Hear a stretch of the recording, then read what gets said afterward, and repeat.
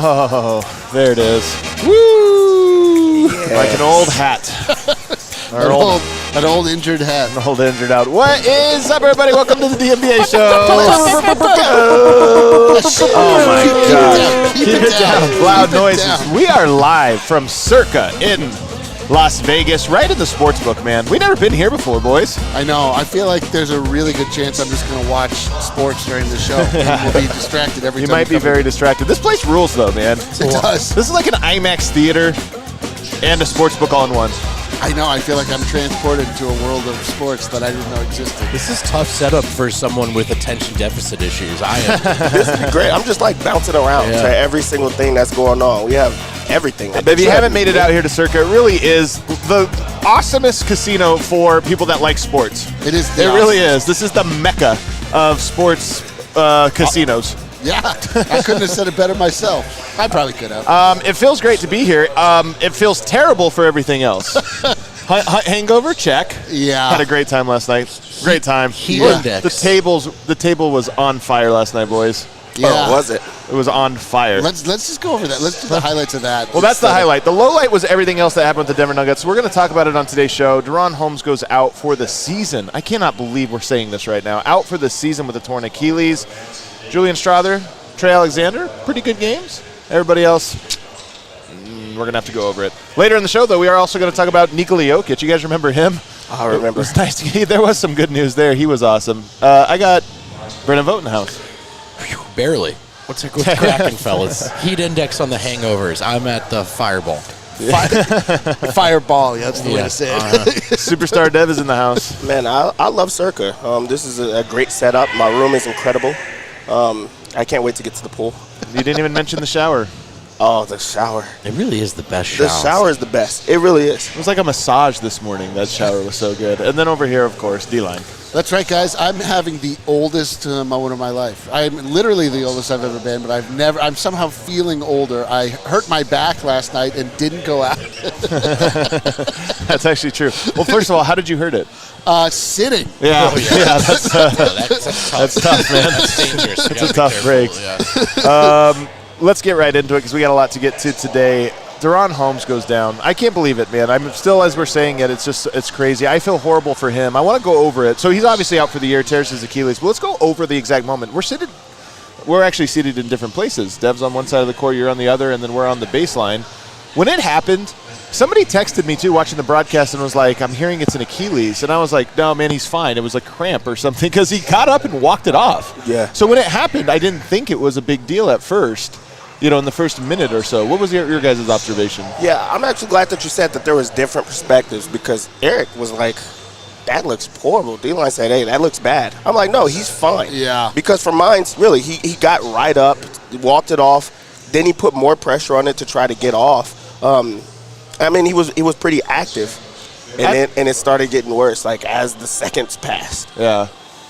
We were behind the stanchion. That's why I think it wasn't so bad for us because I couldn't really get a great eye on it. Like I saw a little bit of an angle of it. For me, like Dev said, it looked really bad to me right away because I saw his face. Like guys know he had like a really helpless look on his face, and he just like wasn't trying to get out of the way of people that were just like stepping on him, basically. Yeah. I didn't immediately go there, but it looked very bad to me right off the bat. So, terrible.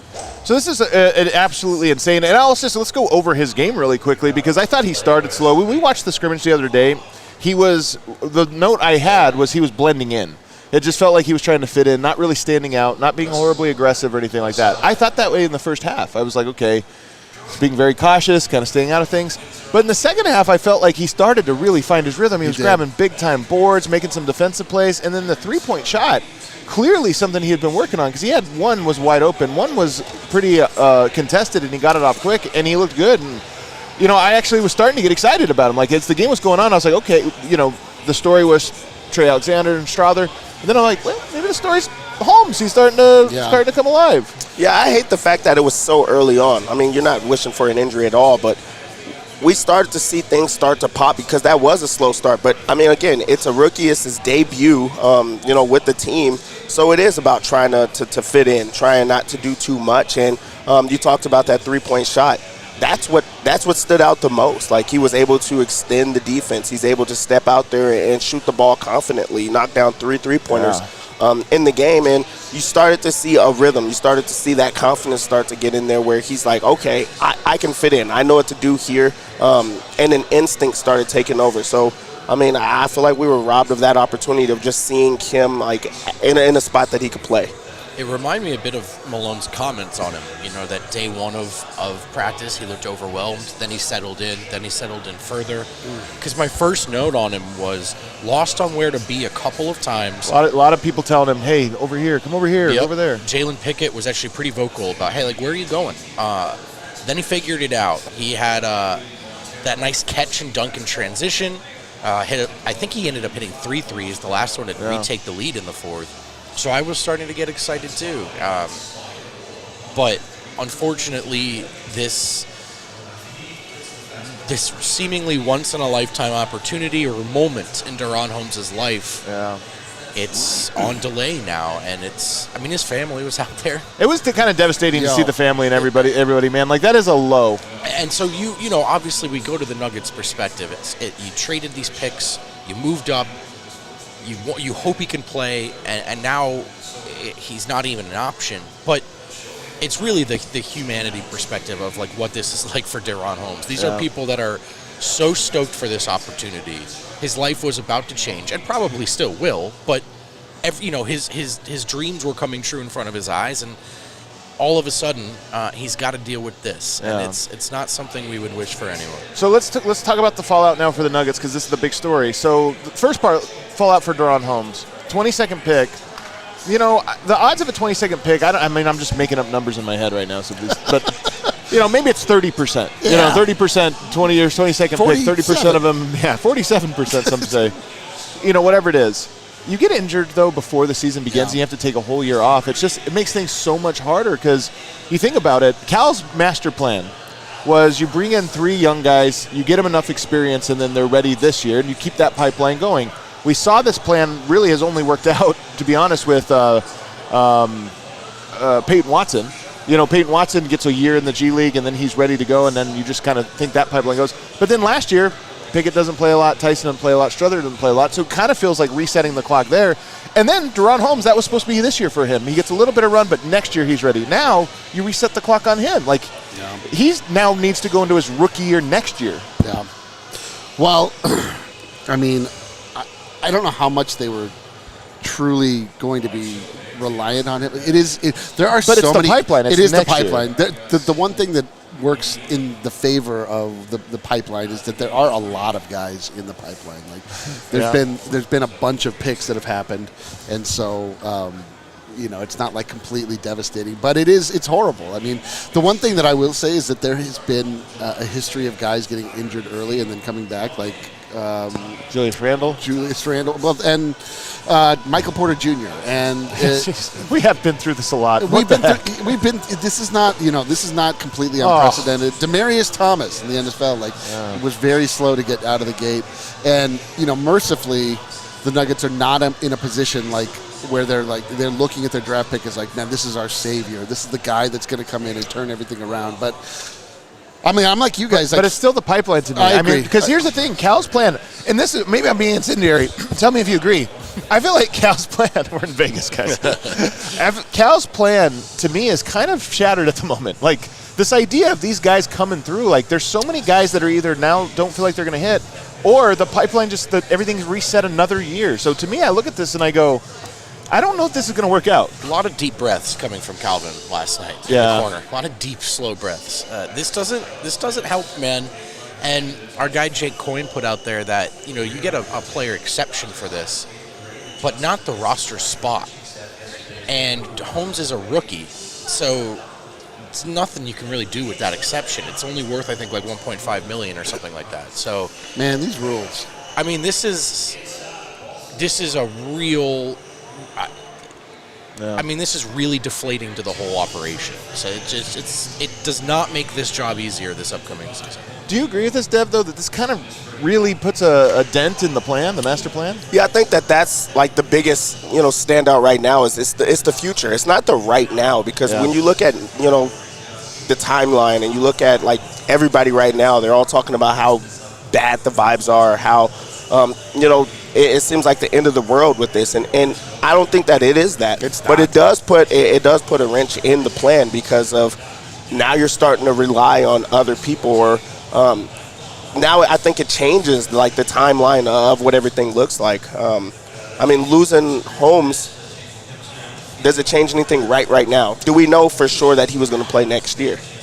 I think it's a good question. I think we should hit it on the other side, because I do think that the long-term – stay tuned. Is that the stay tuned? Because I do think the long-term part of this is one thing, but I don't know if I agree with you guys that it doesn't affect next year. I think it does in one way that I think we should talk about on the other side. But before we get there, I do want to tell you, we're here at Circa. Do you want to come to Circa? No.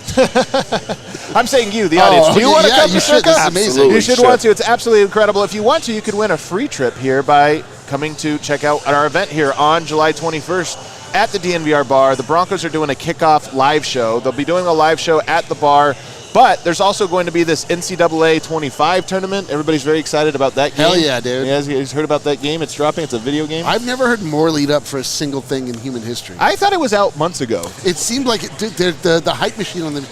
apparently, it's going to be incredible. Yeah, but you could come, and if you win that tournament, you can get a 3-night stay, or you can just enter the raffle, and you can also, let me see here, to secure your entry, 3 raffle, let's see, what's it say? Must be present to win. There it is. There are three separate raffles for you to win the trip here, 3 p.m., 4 p.m., and 5 p.m. on the 21st at the DNVR bar. So if you want to win a trip to Circa, that's what you do. Take it away, Vote. Live hangover reads on the internet. This is tough. Ostera Credit Union was founded in our great state of Colorado back home in 1934. They've got 9 locations in the Denver metro area. And here's their deal. They're all about helping you, the member, financially prosper. Education is their thing, seeing as they were started by a group of 8 school teachers. So helping others is in their DNA. As a member, you see that come through in every interaction. It's all about the local community with them. They just launched an awesome new product, Smart Money Checking. It's the checking account designed to help you earn unheard of interest on smaller balances with other great perks. Folks, if you like earning money by doing the things that you're already doing with your checking account. Yeah, it's real easy, D-Line, which I know is your kind of wheelhouse. Yeah, dude. Visit westeracu.com/smartmoney for more details. Membership eligibility is required, insured by the NCUA.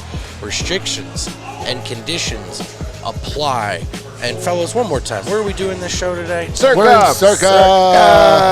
We're hanging out in Circa Sportsbook, Circa Las Vegas. Vegas' first ever adults-only casino resort. That was a really nice bullet point this morning. Yeah. You're hungover and then there are kids around. Childless. Nightmare.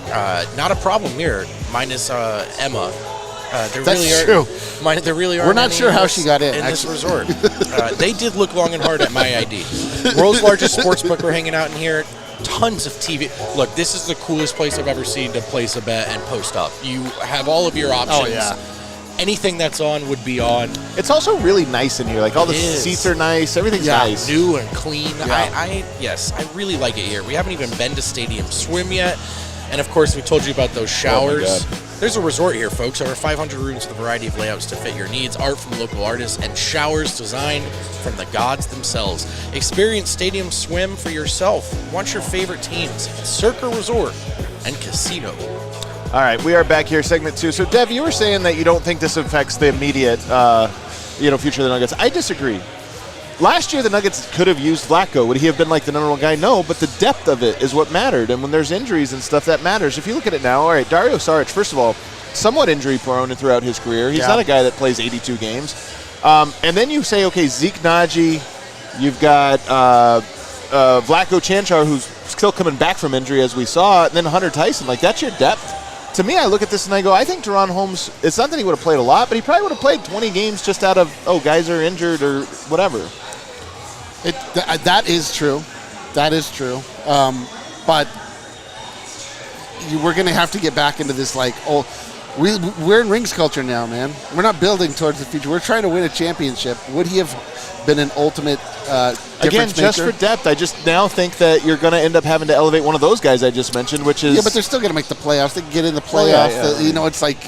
But I mean, will they be worn down? That's the real point. Is, does this mean more minutes for Aaron Gordon? Like, DaRon Holmes, this might have actually just meant more minutes for Aaron Gordon. Yeah, I think that the timing of it is why you asked that question, because they're coming off of a run where depth seemed to be the issue and guys being worn down. So now the question is, like, should they have played less throughout the year, or how do we find more minutes for them to rest throughout the year? Because you wouldn't ask this question if it was like off of the championship. Like, they had a very tight group, a very small group that were playing the same type of minutes. But we just saw what it looks like when you are worn down, when you do look tired. So I do think that is why the question is being asked. I still don't know how much it would have been Holmes. I think that's, where I go. I still feel like they want to put Hunter Tyson. I think that if you have Zeke Nnaji, I think that this answers that. Like, I feel like now you have to keep Zeke Nnaji. This kind of does that too. Oh, yeah. And then Dario Saric, he was at the game, by the way, that you kind of have as well. So I think that it's the timing of it. I think that it's a bummer because of that. It's one less body. It doesn't help. Yeah. I wasn't sure if he was going to play. I was more impressed than you guys, I think, with his game. Well, 11.7 rebounds is that's a lot for a summer league. Yeah, see, the thing is, I don't think that it was based off of how he played or his game. It's not that I was high or low on him. I think that we've been here for long enough to know that Malone is not playing rookies. Yeah. He's not playing them as much. They're not part of the rotation in those same type of ways. So I think that that's where the doubt and the questions come, as well as, like, now you have a new group. Now you have to bring in new guys to that, young guys. We haven't seen that, and that seems to be the plan for Calvin, but Malone is the one coaching them. Right. Yeah, I mean, I thought my doubt was coming out of training camp. Just those Malone quotes about like being overwhelmed and stuff. I was like, all right, it's important to remember that he's young. Yeah. But then through the first quarter of his first game, I was thinking, yeah, this is gonna take a minute. Except it didn't really. Then he figured it out. It really only took a few more minutes. So I was starting to get intrigued, for sure, about the immediate possibilities. Yeah. It's one fewer body, man, and that's, I think, one of our biggest points this whole summer was about somehow, any way you can, building a roster that allows for more breathing room and for the starters to put their feet up. And this doesn't help. No way. Let's move on to better stories, though. Let's not wallow in our misery. We'll come back to it in segment 3. But Julian Strawther, I thought, had a pretty good game. He goes for 25 points, which is really incredible. 3 of 10 from the three-point line, 7 of 19 overall, so not the most efficient night. 5 rebounds, an assist, a steal. He did have 3 turnovers. It wasn't the best game, but I will say a couple things. One, Julian throws himself. I hope he doesn't play anymore. Yep. Even though I want to watch the Nuggets, he goes so hard at the rim in this game. He had like 4 or 5 times where he hit the floor. But what did you see, Dev, from him in this game? I seen a guy that looks like a second-year guy, a guy that pops in the right ways. There's some guys that like, oh, okay, he belongs. This is an NBA player. This is a guy that can crack the rotation and be a part of it. And the Nuggets really need him to look like how he looked yesterday. It's going to look different, of course, when you're alongside, Jamal Murray, Nikola Jokic, Aaron Gordon, and the guys. But it was great to see him just take over. And another thing that stood out, they put the ball in his hands. They let him create. They let him be the guy, and you're looking for that, from the young guy. You want your guy to be ready for the moment, and he looks like the best player on the court when he got hot. Well, on their team, Jordan Miller was the best player. I know, what the heck. I thought he looked really good. Someone with the organization told me right before the game, Julian's going to take 30 shots. And that was the right note coming in, because that was Julian's mindset. And talked after the game about the night and day confidence from this situation last year to this year. So I think Dev hit the nail on the head. He kind of hoops like Bryce Harper plays baseball. You're like, dude, stop running into the wall. Stop. You're going to get hurt. But I do love his aggressiveness, and I loved when that. I mean, it didn't all work out for him, but I kind of liked that when the offense completely stalled out there towards the end of the game, and they weren't getting anything. Julian was like, "Look, I'm just going to shoot the ball. This is our best bet, and I'm going to get it up." So I liked his confidence, and when he gets to we see Julian chuck off the dribble a lot to some mixed results. But when he gets some nice catch and shoot opportunities, and he got, I think, 1 or 2 from Pickett last night, it's so clean and it's so easy. Yeah. So I was definitely liking what I was seeing. In a summer league setting, you like a guy that can just go out and go get it. Like, go get a bucket for me. Because you're not running too many sets. You just want them to play. You want them to be natural. Do you think he's that, though? He was yesterday. But he wasn't getting buckets. Like, he was getting fouls. He was like, he was getting the line. That was the thing that stood out to me the most, is that he was like, it was like you guys were saying, he was just throwing himself into the lane. He was like absolutely going full bore, which is like not at all what I think about when I think about what his game, my expectations for his game was. Like, I think about the straw burst. I think about him shooting 3, being deadly off the catch, all that stuff. And his shooting wasn't that good, honestly. But it was wild, like, even with Jalen Pickett in with him, more often than not, he was like the primary ball handler. Like, it really looked like they were grooming him to be the secondary ball handler for the team. I don't know, like, at least for this summer league squad.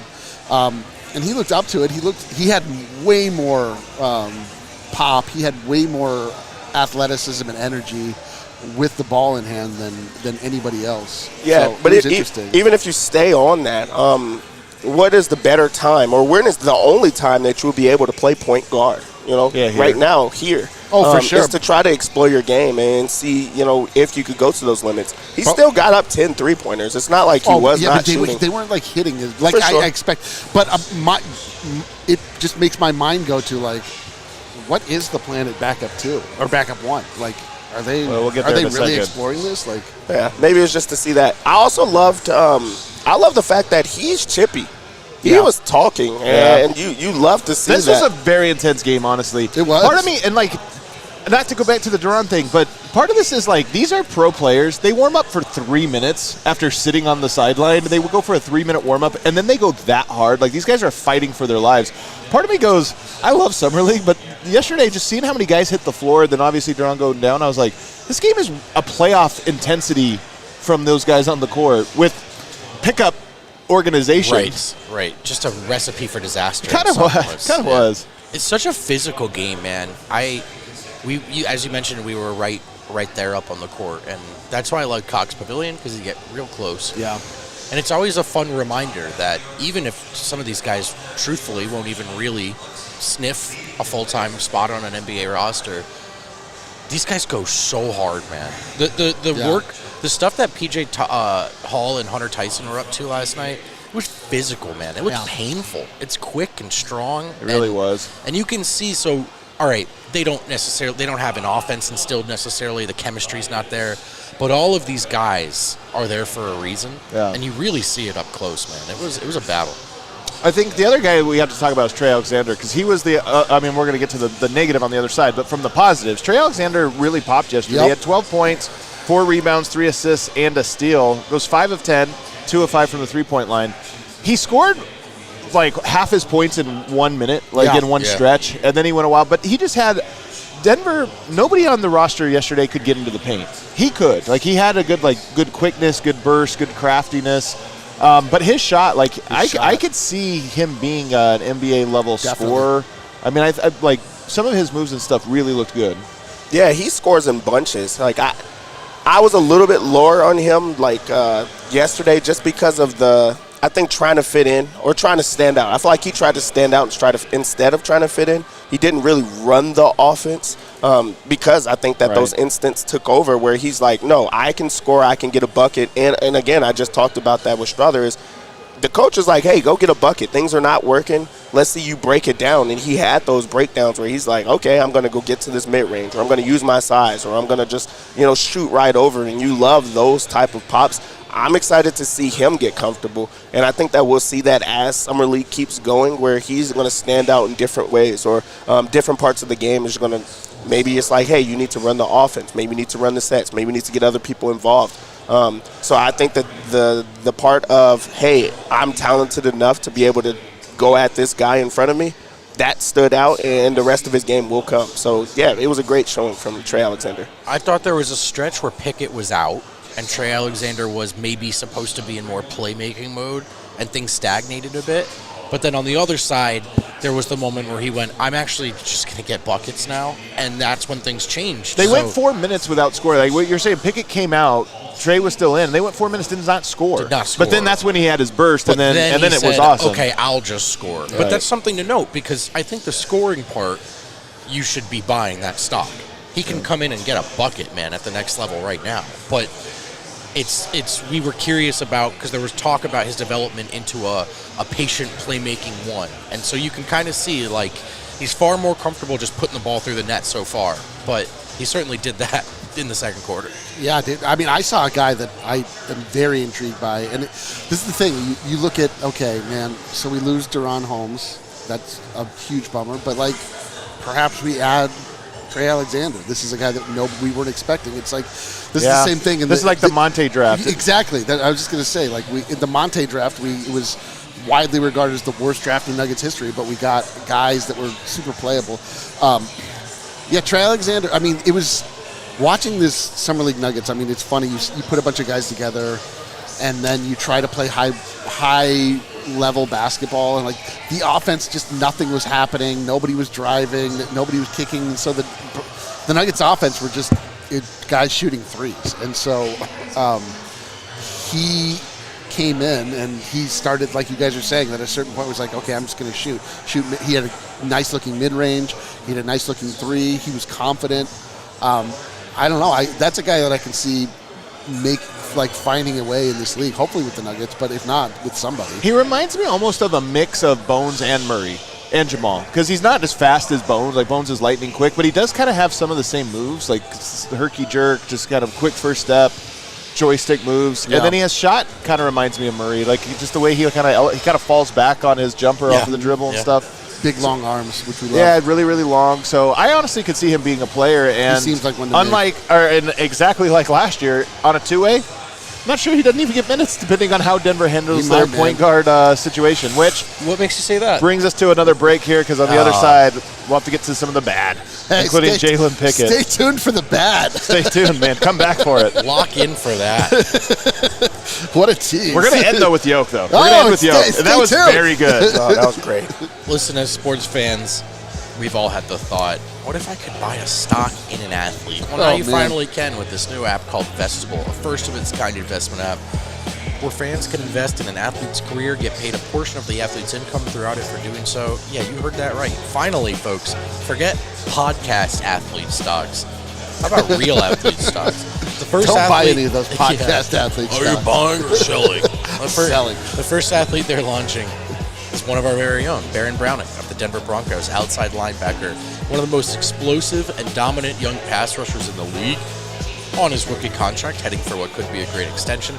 So now is possibly a time to invest. You don't want to miss out on this guy. Baron's IPO is live right now, and shares are available for purchase, but they are limited, so go download the Vestable app now. And invest. And, oh man, I knew I was forgetting something on this trip. I knew I was forgetting something because I walked outside and I thought, man, that's bright. I wish I had my shady rays. I got my shades. I got mine. I got my shady rays on. I'm not like Dev. I didn't think to bring them down here. It was smart though. Dev's not like us. Get ready for the season ahead with quality shades built to last. My friends at Shady Rays have you covered with premium polarized shades that won't break the bank, baby. Independent sunglasses company offering a world-class product rated 5 stars by over 300,000 people. Their shades have a durable frames with crystal clear optics. Listen, man, I love Shady Rays because, to be honest with you, I lose and break my stuff all the time. Yeah, you need to. Every product you own should offer this. Some kind of insurance policy, or just make sure it's cheap so I don't. This is why I get my sunglasses with Shady Rays. Exclusively for our listeners, they're giving out their best deal of the season. Head to shadyrays.com. Use code DNVR.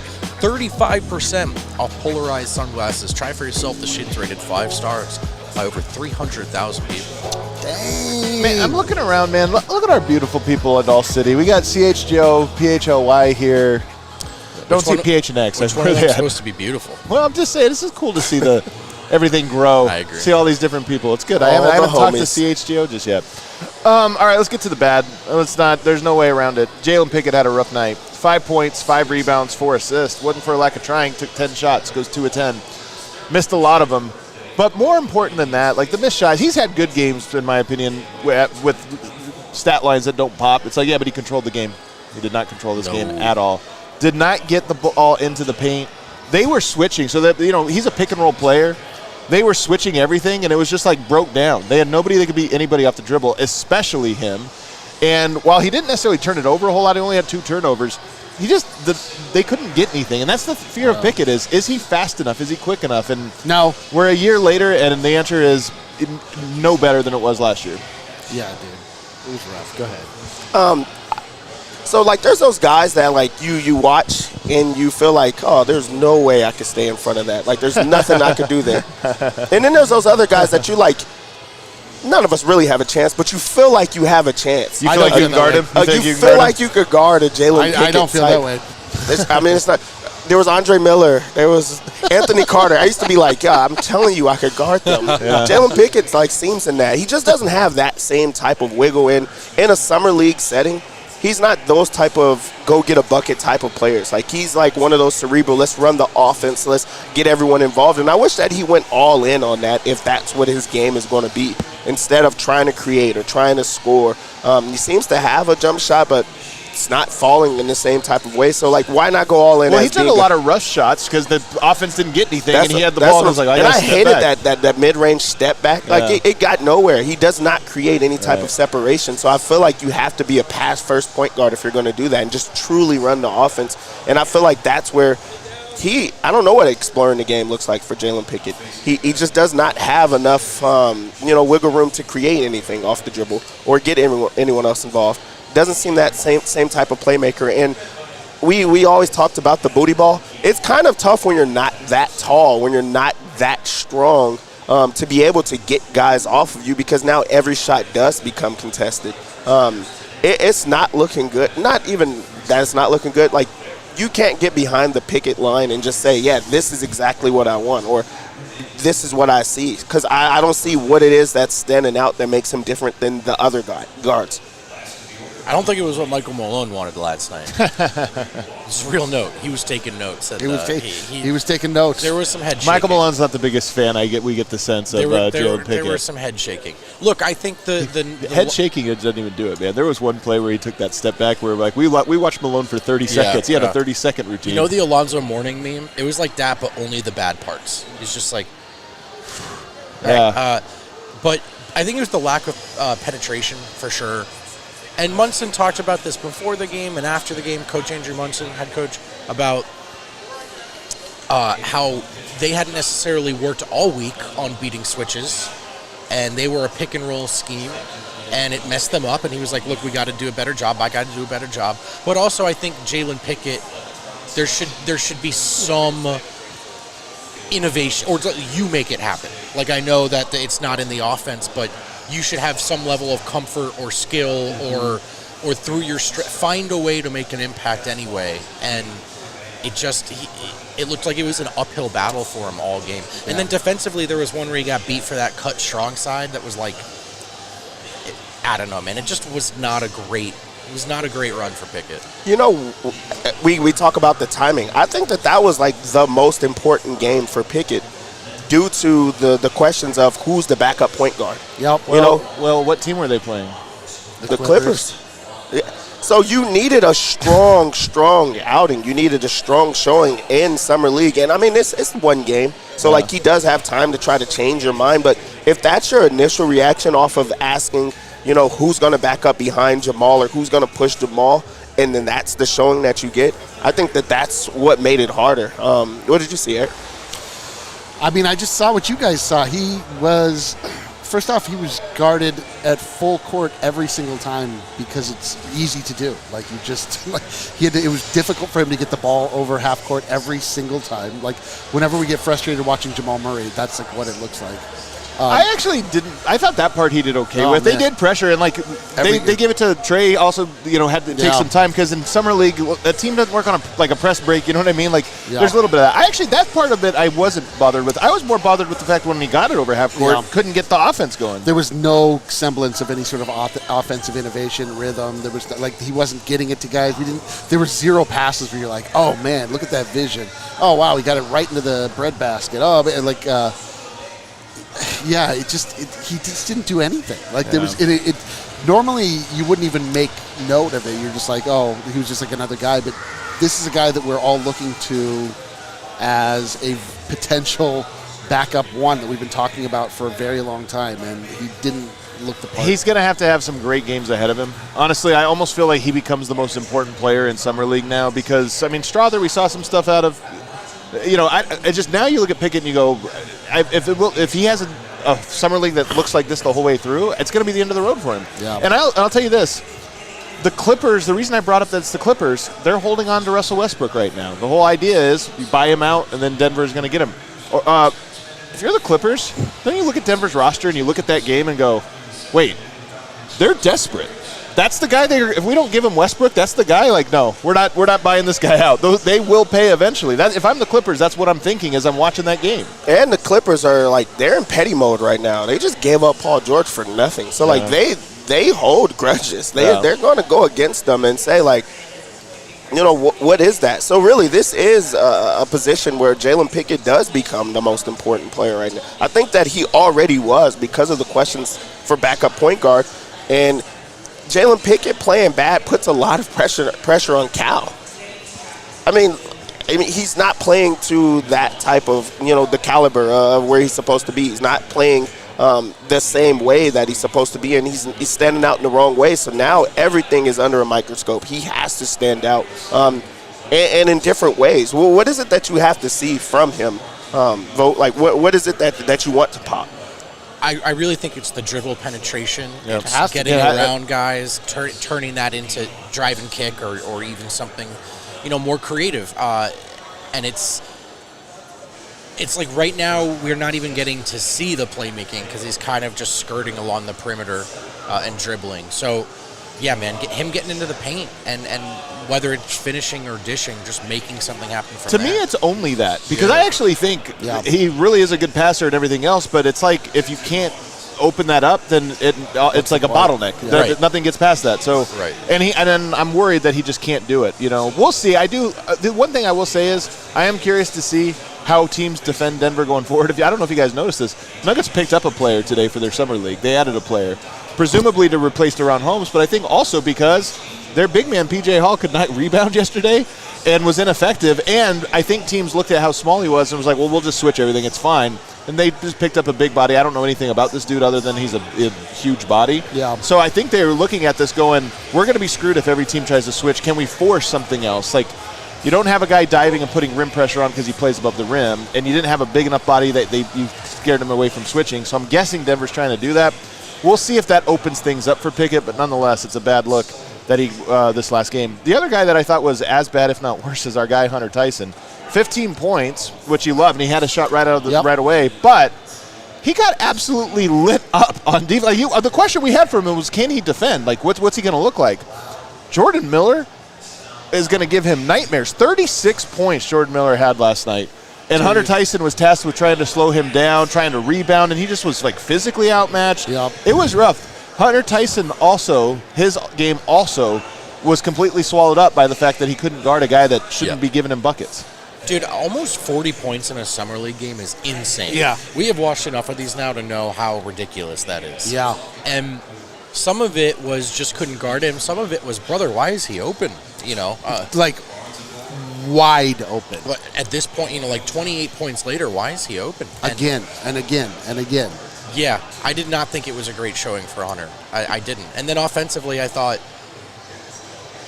I love Hunter's shot selection when Malone's joking about it, but then sometimes when I'm watching it, I'm like, all right, man, that was an insane shot you just took. He had a couple last night that made me think, so there was definitely a bit of forcing it.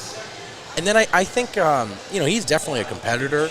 He had that. Was it like a flagrant at the end of the game? And Yeah. then he butted heads with the guy, or it looked like he was. He went up to swat the shot. Which I kind of like, though. I Me like too. his. I mean, I like that he brings that. Yeah, I don't. Remember when he told us he's not that guy, Yeah. and then like the very first play of the game, he's doing like crazy. I was like, screamed like a madman after he hit his first three. So was yeah, dope. he's definitely a competitor. Definitely hates losing, but that did not manifest in much resistance against Jordan Miller last night. Yeah, with Summer League, like the two things about Summer League is one, what do we have on these new, rookies? Like, what is it that we have? What are some things that, can translate to the next level?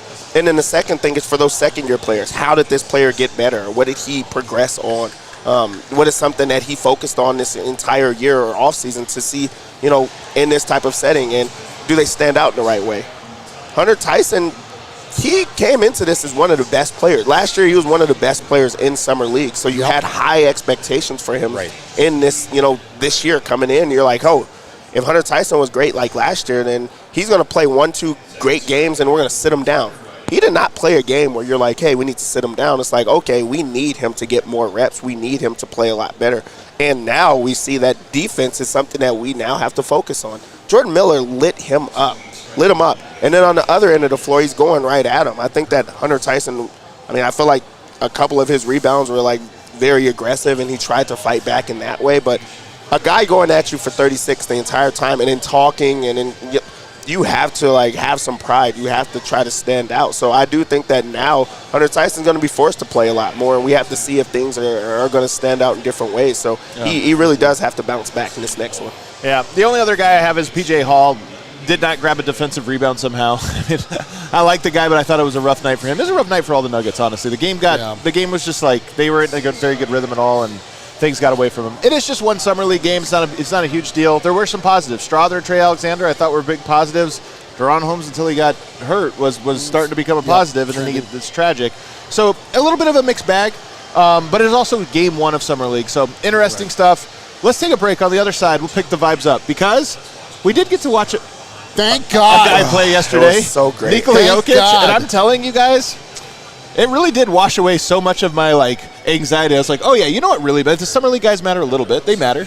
But you know what really matters? Jokic. And he's freaking awesome. We'll talk about him on the other side. Oh, I am so hungover. All right, here we go. Volo Sports is a great thing to have in your city. It's a great way to get out, play sports, meet new people, and do a little good doing so. You should check out the Volo Pass at Volo Sports. It's the modern-day sport and social club for only $20 a month. Best way to meet new people, get active, and play games in the city. It allows unlimited access to pickups and league drop-ins as a sub. It includes league discounts up to $50, free or discounted access to tournaments, fitness classes, and events. And you can travel with this Volo Pass. Wherever you are, if there's Volo and you've got a pass, you are good to go. Sign up on the Volo app using code DNVR3. That's DNVR3 to get Volo Pass for only $10 a month for the first 3 months.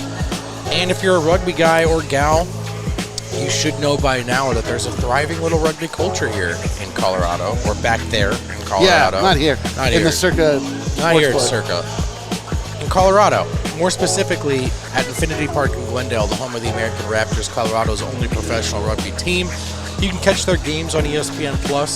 You can catch DNVR Rugby's podcast wherever you get your podcast, hosted by our guy, Colton Strickler. Learn Rugby with Colton's 101 Rugby podcast, exclusive interviews with the athletes and coaches. Colton's the man, does a good job with that show. Check it out. And then also just know it's a great summer spot, Infinity Park. Save the date and come out to Infinity Park for a movie night on July 22nd with a special showing of Barbie. Gates open at 6 p.m. and the movie starts at 7. Moviegoers are encouraged to bring their own chairs, blankets, and pack coolers with their favorite snacks. Please do leave grills and glass containers at home for those not bringing food. On-site food trucks will offer delicious options for purchase. All movie nights in 2024 are free to attend. Don't miss out on this fun, family-friendly event at Infinity Park. All right, we're back. By the way, just really quickly, the guy the Nuggets added to their Summer League roster is Fardaz Imac. I don't know if I'm saying that really well. Imac? I'm thinking you didn't. Imac? What would you call it? Imac? We're going to have to get a pronunciation. I apologize for it. But he, 6'11", a huge body. Like P.J. Hall's 6'9", maybe 6'10". This guy's pretty huge. Dribble handoff type player, DHO type player. So I think they're probably saw last night's game. Was like, we need some size. We need to beef up. All right, let's talk about our beloved Nikola Jokic. Yes, please. Team Serbia last night had a friendly with Team France. And I told you, boys, I'm worried about Team France. They got these defenders all over the place. They got Gobert, Defensive Player of the Year, and then on top of that, they got Wembanyama. They could put two Twin Towers on him. Dude, looked like he was letting out some frustration or something yesterday. The second quarter that he had, I mean, he was great all game, but the second quarter was one of those where you're like, oh, that's right. This guy is the greatest player to ever live. Dude. Absolutely destroyed Wembanyama. Went right through him. On him. You can't put him on him, and he just took it personal. It was so fun to watch. Jokic was dominant in what, to me, is a somewhat meaningful, even though it's an exhibition game, somewhat meaningful Serbia win. I think that, the fact that it was a friendly, and we've seen Jokic in these type of settings where he does not take it too serious. This was serious for him. He made it a point to go right at the two guys. These are two of the best defenders in the entire world, and it meant nothing to him. In a friendly, it means something for him to play for, for Serbia. And I love that it felt like that there was a few switches. I feel like Jokic's aura was a little bit different, but also I feel like Serbia ran the offense through him a little bit more. It seemed like, hey, we're going to give the guy, the best player in the world, the basketball, let him go and create, or let him just be him. And I love to see that, because there has been times that you're a little bit frustrated with the way that he looks in those type of settings. Not yesterday. This was a palate cleaner. I thought it was. Man, it was almost a bit of a reminder if anyone needed one. It really was, man. I needed one. Yes. And I think about it from sort of two tracks. And Serbia, and obviously former Yugoslav, very, very successful program historically. But in truth, the reason why they have a chance in this tournament is Jokic, much like the Denver Nuggets. And it was a nice reminder that there will be some imperfections and some bumps along the way, but as long as number 15 is out there, goodness gracious, do you have a chance. Can you imagine if Jokic was on the summer league game? He probably would score 70. Oh my God, dude! Or 0. The thing that stood out most to me about Nikola Jokic is he is in incredible shape right now. I know. He is running. He looks It's a good great, point, dude. Aaron. That's such a good point. He's just like. We don't normally at this time of year we're just like seeing him dancing shirtless, and we're like, hey, enjoy your life. Sure, You've earned it. But you've earned it. Totally. He's got a beard now. He's like uncomfortably tan. He's like he's just like he's gone into his villain mode, and I love it. I love he played with anger, huh? I love he went right through the chest of Wembanyama and Rudy Gobert, and he's so unafraid of these guys. Like we were talking about France, I was like, they're just getting like a tall bump. Like everyone just looks at them, they're like, they're tall, they're good. I mean, tall is a lot of basketball, though. Except for that, when you get down to the point where somebody with force that's also tall, but like somebody that actually comes with a strong base and is immovable, you see what happens. Like Wembanyama has no chance against that guy, and it's beautiful to watch. Yeah, but I think that you're underselling France. I don't think because really they're two of the best big defenders in the world. Tall. And they were going against they're really good defenders. And they're going against Nikola Jokic. No one else has Nikola Jokic. No, they're going to be fine in those other settings until you run against him. Yep. Like he's Godzilla. Like he's the guy that you have to go against. That is he has to save the world by himself. And there's other monsters around the world that is trying to outdo him. But like he looks like the one, and that's what feels so good for us because of how it ended. So like we love to see him back in that setting, to just feel like he has that bounce and a sense of like, okay, this is me. Also, one assist. One assist. It was almost. He just looked at that French wall of resistance and just was like, I'm a battering ram tonight. Yeah, I'm just knocking this thing down. And you guys can fill in from there, but I'm just going through these guys. And the one he had where he drew like 3 players, and then he gets the contact on the up and under. Oh, my God. Up and under, the reverse. That's like the finishes were disgusting. 10 out of 10 finish on disgusting. Through those he was guys. So awesome. Through those guys. Serbia looked incredible. Like with Bogdanovic, this is the best Serbia team I've ever seen. Like. But I think, for me, some of it is when you get into the summers, you start talking about all the other things and co-stars, and of course, it starts to make Jokic rookies sound reliant. Now, every great player ever has been a little bit reliant, even more so than some of the myths allow. But when you're just talking about it, we got to make life easier for Jokic, and then you watch that game and you're like, that's right. It's good to remember that Jokic actually is that guy, even when the deck is stacked against him. He's unbelievable, man, and it was so nice to see. And I love all these takeaways because we've seen Jokic have good games, and it's like whatever. It was the way he had it was like a point. It was like he was making a point of, and maybe sometimes you have to make a point to your team in these exhibitions of like, hey guys, we can do this. You know why? Because I'm really good. Right. I can go to this level when needed. So give everybody a little confidence. I just love that he doesn't play international competition all the time. Like, people get mad at him for him, but it's not an assurance that he's going to play. But, like, the fact that he's playing, he's like, all right, fine, fuck it. I'm here. I'm playing. 100%. Like, I'm in. Let's go. Yeah. It was incredible to watch, man. It gave me a nice shot of life yesterday. I know. Brought me back. Until we were immediately killed. I could use a shot of life right now. I could use a shot of life as well. Guys, again, we are here at Circa. We're going to be at Circa for the next 3 shows. We got shows on Sunday, we got shows on Monday, and we have shows on Tuesday. So we're going to be in different spots around. I think we're back here tomorrow, actually. Very comfy little booth here. It's not bad. I would have to say, I wish that I wasn't touching the knees of both you and Dev this whole time. You can't tell. We're so close to each other. We don't realize that we're seated very unnaturally close. We're very close, just not in life, but we're physically close. We're playing footsies 4-way. Is he joking? We're unsure. All right. We got some super chats. We have some super chats. Yeah, I can bring them up here. I've got them. Okay, cool. Oh, did you see them? Oh, look at that. So, Astray, $10. Thanks, homie. I'm going to lose that. I'm going to put it on red. Glad you guys are trying to stay somewhat positive, even when a majority of us are in doomsday vibes now. What's there to be doom about? It's just summer league. Yeah. Well, DaRon Holmes is a little doom. That's a bummer. Yeah, I think it was that. Yeah, it's kind of doom. Yep. Yeah, we back up one. I hope we do something to fix issues, but I'm worried Booth is too steadfast in his rookies. I mean, listen, here's the thing, is that, like, everybody, you can't judge a guy by a plan, but you can judge a guy about how he responds when a plan doesn't work. Like, plans don't often come to fruition, especially long-term plans, but you learn about guys when they pivot, when things are not going well. And so we're going to learn. We're fixing to find out who we got at the helm here in Calvin Booth. JVW, 1999. I'm going to put that on red twice and lose. This show used to be a place where I would come and watch to feel better about the team I love after a tough time. Now it seems like it's all doom and gloom. What do you want from us? We're responding to what the universe is giving us. So we got one that was like, you guys love the positivity. One guy's like, hate the negativity. Appreciate you guys, but would love some perspective and positivity. We gave you a positive. Jokic and Trey Alexander and we went Strawther. Holmes negative.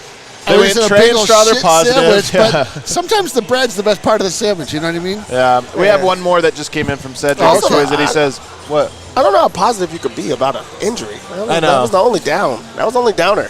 Yeah. It was a downer. Prayers to Holmes. Hope he recovers. See you guys soon. I hate working in the heat, but we find a way. Is it Tiff or Kale? W, you guys. Sup, Eric, vote. It's Kale. Producer Kale is out here. Everybody, thanks for hanging with us. We'll be back again tomorrow. You guys want to go gamble on some sports and stuff? Or we got $20, $30 from the people. We have to. It's hit that like button on the way out, everybody. Let's go. Jokic is the best. We still have Jokic.